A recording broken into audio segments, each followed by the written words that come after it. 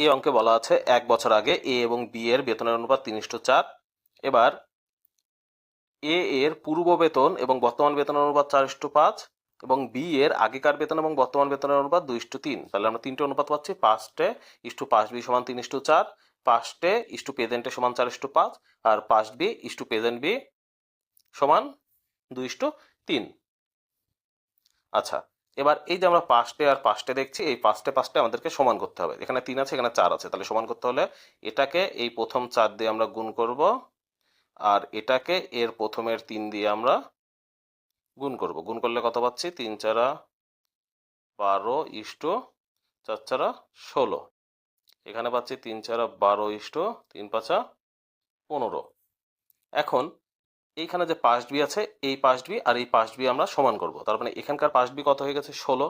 আর এখানে কত আছে? 2। তার মানে এই 2কে 16 করতে হলে আমাদেরকে এখানে 8 দিয়ে গুণ করতে হবে। তাহলে 8×2 = 16 ইস্টু আর পাই 3×8 = 24।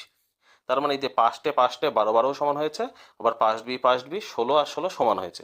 তাহলে এখন এখানে বলা আছে অ্যাট প্রেজেন্ট, মানে বর্তমানে এ আর বি এর বেতনের যোগফল কত? 4160। তাহলে এ আর বেতনের যোগফল আমরা এখানে পাচ্ছি কত? 15 আর 24 39। তাহলে 39 সমান সমান আমরা লিখতে পারি 4160।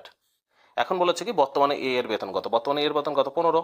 তার মানে 15 সমান আমরা লিখতে পারি 4160 গুণ 15/39। 3 দিয়ে যদি কাটি 3×5 = 15, 3×13 = 39। এটাতে 13 দিয়ে কাটলে হবে 3×13 = 39, 2 26, 13 × 26 320।